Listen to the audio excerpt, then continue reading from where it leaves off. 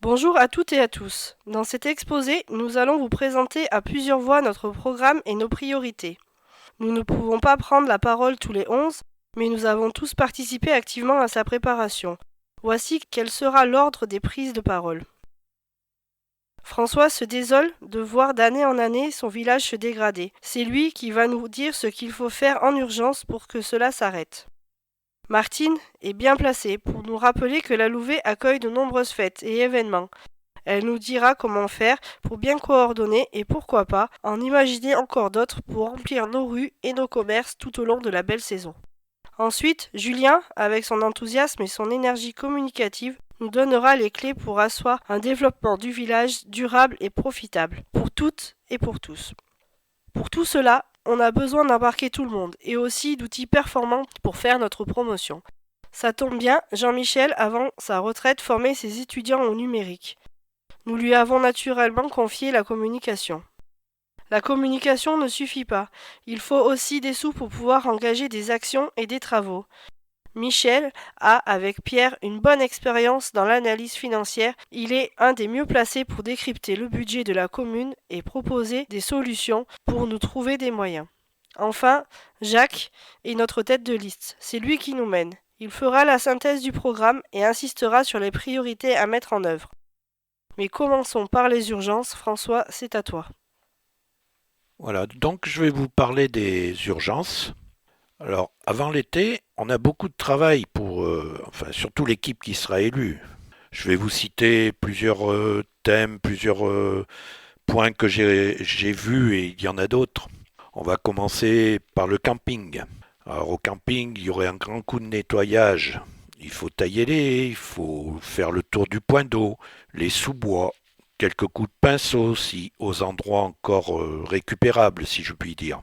Consolidation aussi de certains chalets pour la saison, avant d'autres travaux plus importants. Il y a aussi le mini-golf, le tennis. En fait, un lifting de l'ensemble pour l'accueil plus agréable des campeurs.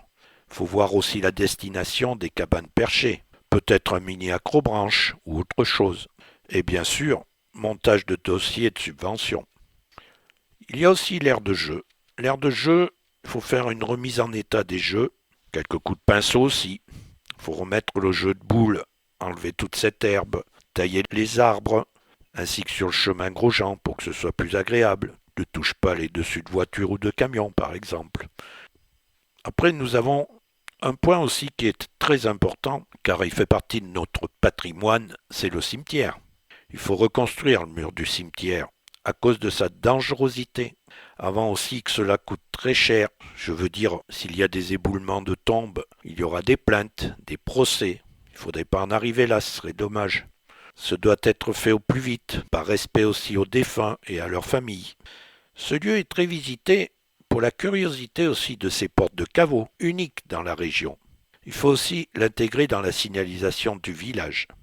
Il faudra établir aussi un plan général de nettoyage, tout en poursuivant la gestion des tombes et pourquoi pas faire un columbarium. En fait, c'est un endroit aussi à entretenir, car respecté tout en se recueillant et avec une vue imprenable sur le village et sur les Alpes.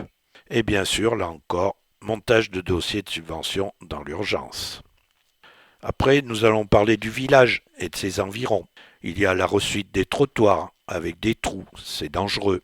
Il y a son nettoyage, enlever les feuilles le long des trottoirs, beaucoup de choses comme ça. La sécurité aussi, à l'entrée de la crypte de la basilique, etc., etc. Il faudrait voir aussi l'installation des bancs judicieusement placés, s'occuper des abords de la fontaine Saint-Régis. Il y a aussi la place du lac. La place du lac mériterait un nettoyage du canal avec l'eau qui s'écoule. De ses abords, il faudrait tailler les arbres aussi. Et puis quelque chose qui est essentiel et qui est très agréable à la vue de tout le monde, c'est le fleurissement. Il faut prévoir un fleurissement durable et raisonné. Pourquoi? Parce qu'on vit à une époque où on ne parle que d'écologie. Il est normal que l'on ne mette pas des milliers de litres d'eau pour arroser toutes ces fleurs, bien qu'il en faudra un petit peu. Je ne vais pas vous dire le contraire, mais il faut être raisonnable. Nous avons aussi un gros bâtiment qui pointe son nez au milieu du village. Et là, je vous dirais, il faut rechercher tout de suite le financement pour résoudre plus vite cette problématique. Le centre d'animation communal aussi.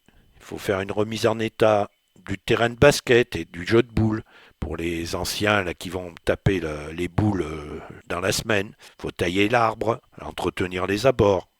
Et puis un point qui je dirais est essentiel pour tout le monde aussi, c'est le fonctionnement de la téléphonie fixe et mobile. Il faudrait contacter les vrais responsables et informer tous les usagers de ces résultats-là avant de pouvoir faire autre chose. Ce sont en gros les lignes de travaux très urgents à prévoir et puis à réaliser bien sûr. Il y en a beaucoup d'autres, vous allez me dire. Certains peuvent être faits avec peu de financement pour le bien-être des villageois, des touristes et des pèlerins. Tout cela, bien sûr, ne pourra pas se réaliser sans une bonne organisation et une bonne gestion du personnel, avec une concertation intelligente et respectueuse des deux parties. Je dirais, tout travail bien commandé est à moitié fait. Alors allons-y. La participation citoyenne peut contribuer à des missions ponctuelles à la hauteur de chacun. La réussite de la saison à venir dépend de nous tous. Notre équipe, avec ses multiples compétences, sera là pour donner l'exemple et vous épauler. Après le travail, la détente. Notre village est riche d'associations qui, tout au long de l'année, proposent des animations très variées. Concours de belote, musique, concerts, cinéma, carrefour des arts, conférences, journée du livre, théâtre, rencontres sportives. C'est une belle vitrine. Cela apporte de la vitalité au sein de notre commune. On le voit par l'implication des bénévoles, par exemple, celle du comité des fêtes, qui, par les animations proposées aussi hors saison, drainent des participants et des accompagnateurs. La ronde louvetonne, la brocante, le trail, et puis bien sûr le carrefour des arts aussi, les promenades musicales. Nous voulons continuer à soutenir les projets en travaillant ensemble pour faire perdurer ce dynamisme. Actuellement, toutes les associations ne disposent pas de locaux ou alors dispersés pendant la saison estivale.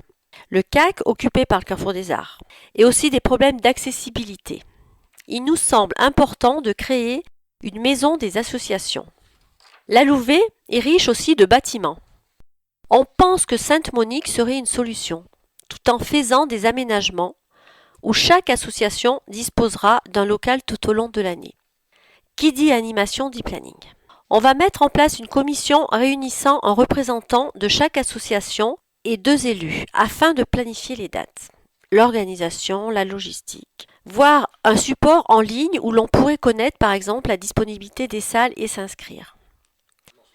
Bien sûr, il nous faut aussi prendre en compte des fêtes religieuses, même si elles sont du domaine de la paroisse et de la dynamique très intéressante engagée sur le label Ville Sanctuaire. Julien va vous parler de la thématique de la forêt que nous voudrions initier. Pourquoi alors ne pas penser à une grande fête à terme dans le village ? On pourrait commencer modestement cette année, par exemple, autour des parcours découvertes. En résumé, ça bouge déjà beaucoup sur la Louvet. La mairie doit accompagner, favoriser et pourquoi pas parfois stimuler ce dynamisme. Mais maintenant, je laisse la parole à Julien. Bonsoir à tous ceux que je n'ai pas salués tout à l'heure. Comme évoqué, nous devons rapidement redonner de l'attractivité au village, par des actions court terme et moyen terme. Mais également, sans perdre de temps, nous devons penser long terme. Le développement économique de la Louvet passera, selon nous, indiscutablement par le tourisme. L'objectif de notre action future est de maintenir le tourisme actuel, de le développer et de le fidéliser. Le tourisme. Premier travail. Des personnes passent à la Louvet. Faisons-les s'arrêter. Ils consommeront dans nos commerces locaux. Deuxième travail. Qu'ils reviennent encore plus nombreux et restent encore plus longtemps. Ils consommeront encore plus. Nos commerces seront par conséquent plus dynamiques et donneront à ces personnes l'envie de revenir encore et rester encore et encore. C'est là qu'il faut agir. Tourisme vert, tourisme de distraction, l'un ne devant pas prendre le pas sur l'autre. Notre action commencera par une action sur le camping. Aujourd'hui, le camping est le mode d'hébergement le plus en vogue et qui connaît la plus belle croissance. Donc, action. Nous devons lancer un plan de renouvellement et d'implantation de nouveaux chalets avec une montée en gamme pour répondre à toutes les demandes. Du chalet simple au chalet plus confort. Aujourd'hui, tout le monde va au camping, les petits et les gros budgets. Également, pour nous, notre action devra porter avec un développement en lien avec la forêt. Depuis un peu moins d'une année, des plans d'aide pour cette filière ont été mis en place par la région. Profitons-en. Nous souhaitons construire un chalet, disons bois, sur une des parcelles de l'écolotissement. Pour nous, cette construction peut être financée à 80%. Elle a deux objectifs. 1. Création d'un nouveau lieu d'hébergement, bien sûr. 2. Donner le coup d'envoi, par l'exemple d'un bâti dans cet espace. Nous avons les parcelles, nous avons cet espace, des dépenses ont été lancées, il faut maintenant arriver à trouver les acheteurs. Ça sera une sorte de maison témoin qui sera l'exemple. Ces futurs acheteurs, vous le comprenez bien, seront des habitants, seront des futurs vacanciers et des futurs consommateurs dans les commerces locaux. Camping, gîte, deux hébergements qui viennent compléter nos deux hôtels. La Louvet manque d'hébergement, alors il faut agir sur ce point. La filière bois, c'est aussi la mise en place, bien sûr, de manifestations fortes autour de nos forêts et en lien avec l'agriculture et l'environnement, des thèmes qui nous sont chers et qui feront partie du développement de notre village. Je vous ai parlé tourisme vert, parlons maintenant tourisme religieux. Vous allez me dire de quoi je me mêle et je vais vous répondre. Soutenons de toutes nos forces l'action menée par l'équipe du sanctuaire et de l'office de tourisme dans la démarche ville sanctuaire. Ils ont œuvré, comme vous le savez, pour pouvoir intégrer ce réseau qui va permettre à de nombreux pèlerins et touristes de connaître nos deux saints, mais aussi notre village, notre histoire. Il est indéniable que ce réseau va faire accroître le nombre de visiteurs. Il faut maintenant, à nous, responsables locaux, leur offrir la plus belle image de notre village par du stationnement, des bâtiments accueillants et rénovés, de la signalétique. À nous de permettre aux équipes du sanctuaire d'agir. Ils ont fait un travail considérable, alors aidons-les. Nous imaginons aussi un développement économique par des actions sur nos grands bâtiments, sur les grands bâtiments de la commune. Nous souhaitons lancer une réflexion et rapidement une action sur le bâtiment Sainte-Monique. La commune en est propriétaire, elle se doit de l'exploiter. Cette rénovation passera par 2 points. Premièrement, il s'agira de rénover ce bâtiment pour nos associations, comme l'a dit Martine. Je ne m'étendrai pas, mais un village vivant est un village qui attire. Notre deuxième action, nous l'imaginons par un espace réception, plus confort, plus agréable, plus joli que notre salle des fêtes, pour répondre à une demande actuelle. Aujourd'hui, comme vous savez, les Lyonnais, les Parisiens sont attirés par l'Ardèche pour leur réception et leurs fêtes de famille. Alors, équipons notre village d'un espace adapté.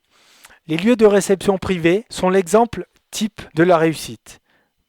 Nous croyons qu'une commune peut être porteur d'un tel projet et peut récolter les fruits de cet investissement. Vous ne me direz pas, 120 personnes qui viennent tous les week-ends à la Louvet de début avril à fin novembre, ce n'est pas négligeable. Ce sont des nuits d'hôtel louées, des chalets loués au camping, du pain vendu par le boulanger, de la charcuterie achetée chez le charcutier, des pique-niques et des fruits achetés à l'épicerie. Je pourrais vous donner tant d'exemples, mais selon moi, tout le monde peut bénéficier des fruits de l'exploitation d'un tel espace. Vous voyez, on ne va pas révolutionner le village. Nous allons tout simplement agir sur les points, les marqueurs qui font venir, revenir et séjourner à la Louvet. C'est une recette vieille comme le monde que l'on vous propose. Encore faut-il avoir envie de la réussir. Nous en avons envie et nous savons que vous aussi en avez envie. Alors, allons-y. Notre plan de développement économique sera une réussite. Quand ? Pendant 9 mois de l'année, nos parkings seront pleins de voitures stationnées. Voitures de randonneurs, voitures de famille venues faire la fête, venues marcher et contents de partir de notre village avec l'envie d'en revenir. Ce sera une réussite quand nos 2 hôtels auront un taux d'occupation satisfaisant, plus que 2 mois de l'année, et quand les hôteliers nous diront « j'embauche car j'y arrive plus ». Et ce sera vraiment une réussite quand notre camping sera à bloc de réservation de randonneurs et de familles. Car l'exploitation du camping, c'est de l'argent qui rentre dans les caisses de la commune pour encore d'autres projets. Les finances, ce n'est pas moi, alors j'arrête là. Bonjour à tous. Peu d'entre vous me connaissent. Je m'appelle Jean-Michel Salin. Mon métier était de former des étudiants aux outils de communication numérique. Nous avons, avec ma femme, acheté une maison au Bessay à la Louvet en 2003 et nous nous y sommes installés définitivement depuis 2017. J'ai maintenant du temps et, sollicité par l'équipe de Jacques, je me suis dit que c'était l'occasion de mettre les compétences que j'ai acquises au service de la communauté dans laquelle maintenant nous vivons. La communication à laquelle nous avons réfléchi avec l'équipe peut se résumer par ces 3 mots: transparence, participation, promotion. La transparence signifie que les discussions au sein de la municipalité, avec les habitants du village et aussi au sein de la communauté de communes à laquelle nous appartenons, doivent être publiques, accessibles à tout le monde. Cela passe par un bulletin régulier, comme celui que nous publions depuis le lancement de la campagne qui est reproduit sur la diapositive. Mais ce n'est pas suffisant car tout le monde n'a pas accès à Internet. Il faudrait aussi faire quelques tirages papier et les distribuer, pourquoi pas grâce à la solidarité des Louveteaux. Par la participation, nous voulons dire celle du maximum de Louveteaux aux décisions et aux actions de la commune. Pour cela, nous mettons en place des commissions thématiques ouvertes aux habitants. Nous ouvrons un cahier de doléances permanent, mais cela passe aussi par des actions concrètes de solidarité, comme des aides à la constitution de dossiers administratifs, un service de, appelons-le, Louloucar, des places disponibles dans les voitures à l'image de Blablacar, pour les déplacements de ceux qui n'ont pas de véhicule, ou encore une participation aux travaux, comme l'a suggéré tout à l'heure François. Enfin, le troisième terme, la promotion. La promotion de village, évidemment, en collaboration étroite avec l'Office du tourisme. Promotion par tous les moyens, depuis les plus simples, comme de jolies cartes postales sur les différents aspects anciens ou nouveaux du village et de ses paysages, jusqu'aux plus sophistiqués, comme des sites web attractifs et informatifs et une présence solide et valorisante sur les différents réseaux sociaux et services en ligne de tourisme et de location.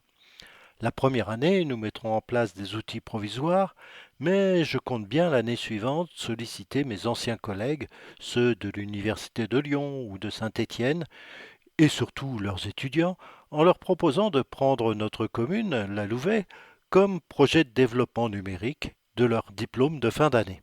Cela afin de ne pas trop gréver le budget de la commune, dont maintenant va vous parler Michel. État des finances de la commune. Aucune inquiétude, je ne vais pas m'éterniser trop longtemps sur les aspects théoriques concernant les finances de la commune. Juste un peu quand même. Pour faire simple, la commune reçoit de l'argent provenant principalement de l'État, des taxes foncières et ordures ménagères, et des revenus provenant du camping et autres revenus locatifs. Il s'agit là des recettes de fonctionnement. La commune, avec cet argent, paie ses salariés, j'entends par là les agents municipaux, la secrétaire de mairie, paie les frais et charges indispensables à l'entretien des bâtiments, la voirie, les routes, le trottoir, ainsi que l'éclairage municipal, assure les frais administratifs liés à la gestion de la commune, les honoraires et frais des prestataires, et octroie les subventions à nos associations et également les aides à l'école. Il s'agit des dépenses de fonctionnement. Lors de la consultation des quelques éléments obtenus sur le budget 2019 de la Louvet, qui est de l'ordre de 430 000 €, nous avons relevé un aspect préoccupant. Le budget de fonctionnement est en baisse de 28 000 € par rapport à 2018, incluant une nette diminution des sommes dépensées pour l'entretien et les réparations sur les biens immobiliers, soit une baisse de 27 000 €. Ceci explique, en partie, la dégradation de certaines infrastructures du village par manque d'entretien. Vous avez tous constaté la dégradation du parc de jeux des enfants et du camping, à titre d'exemple. Il est important d'avoir à l'esprit qu'une baisse importante des travaux d'entretien ou de réparation, ce sont des remises en état différées de nos équipements, avec des coûts futurs plus importants. Cette situation risque d'avoir des effets négatifs quant à l'image de notre village si nous laissons les choses en l'état. Je vous rappelle les projets qui vous ont déjà été exposés. Ceci démontre clairement la volonté d'améliorer l'environnement de notre village. Seulement, toute action a un coût. Charge à nous tous de nous donner les moyens financiers. Comment ? Par l'autofinancement. L'autofinancement se construit progressivement comme l'épargne pour les ménages. L'existence d'un autofinancement, appelé également marge brute, existe quand les dépenses de fonctionnement sont inférieures aux recettes de fonctionnement. Cette épargne, ainsi constituée, peut permettre soit de prévoir des investissements futurs, soit de rembourser les annuités d'emprunt. Compte tenu de la baisse de nos recettes émanant de l'État, ainsi que des impôts et taxes, nous ne pouvons qu'agir sur l'accroissement de nos recettes locatives et nous assurer d'une parfaite connaissance et maîtrise de nos dépenses de fonctionnement, qu'elles soient liées à la vie courante ou aux projets prévus. À titre d'exemple, le projet court terme de donner une image attrayante du camping générera un coût qui devra être chiffré pour chaque étape de travaux. Cette dépense sera rentabilisée par une fréquentation plus importante et éventuellement par une possibilité d'augmentation ciblée du prix de la location. Ceci augmentera nos recettes et par voie de conséquence notre autofinancement. Une certitude, ces travaux éviteront une baisse de la fréquentation, ce qui serait très problématique. Dans cet esprit, la mise en place de tout projet devra faire l'objet d'un calcul prévisionnel de dépenses et de recettes et ou d'une analyse d'impact sur l'image du village et ses conséquences positives. L'amélioration à terme de notre autofinancement nous permettra d'avoir une vision plus claire sur l'avenir et d'offrir une image de dynamisme vis-à-vis de nos interlocuteurs, tant au niveau des demandes de subventions qu'au niveau des demandes de crédit bancaire. La crédibilité de la commune passe par une gestion rigoureuse de l'ensemble de ses moyens et d'une vigilance au niveau du suivi de son budget. Il est d'ailleurs prévu, dans l'élaboration du budget primitif, l'objectif de dégager un autofinancement qui permettra la croissance et l'aboutissement des projets à moyen terme. Mais comment suivre la réalisation des dépenses et des recettes prévues ? Par l'élaboration d'un tableau de bord. Un tableau de bord est un outil qui permet d'analyser le coût des réalisations par rapport aux prévisions et d'engager les actions correctives lors d'éventuels écarts. Il doit être compris par tous. Un tableau de bord de gestion a la même utilité que celui d'un véhicule, qui visualise les niveaux, la vitesse, les anomalies des organes de sécurité. Ceci permet au conducteur d'adapter sa conduite afin d'arriver à bon port. Par contre, un tableau de bord de gestion a un rôle supplémentaire. C'est celui de donner le but à atteindre. La mise en place d'un tableau de bord suppose plusieurs conditions. Afficher clairement les objectifs de chaque projet, les moyens à mettre en œuvre, les résultats attendus. Choisir les indicateurs concernant les charges et les recettes sur lesquels les acteurs de la commune ont une action directe ou indirecte. Avoir l'information à cadence régulière, analyser les raisons des écarts et apporter les corrections. Et pour conclure, afficher l'ensemble des postes de charge, charges prévues, charges réalisées et les écarts constatés. Une fréquence régulière permet d'engager rapidement les actions correctives et responsabiliser les acteurs concernés. Pour finir, Sénèque a dit « Il n'est pas de vent favorable pour ceux qui ne savent pas où ils vont ». J'en ai fini, je vous remercie de votre attention. Bonjour à toutes et à tous. Nous sommes très heureux de vous accueillir ce soir. Merci de votre participation. J'espère que cette réunion sera positive et constructive. C'est avec une grande détermination et une grande motivation que nous nous présentons aux élections municipales de notre village.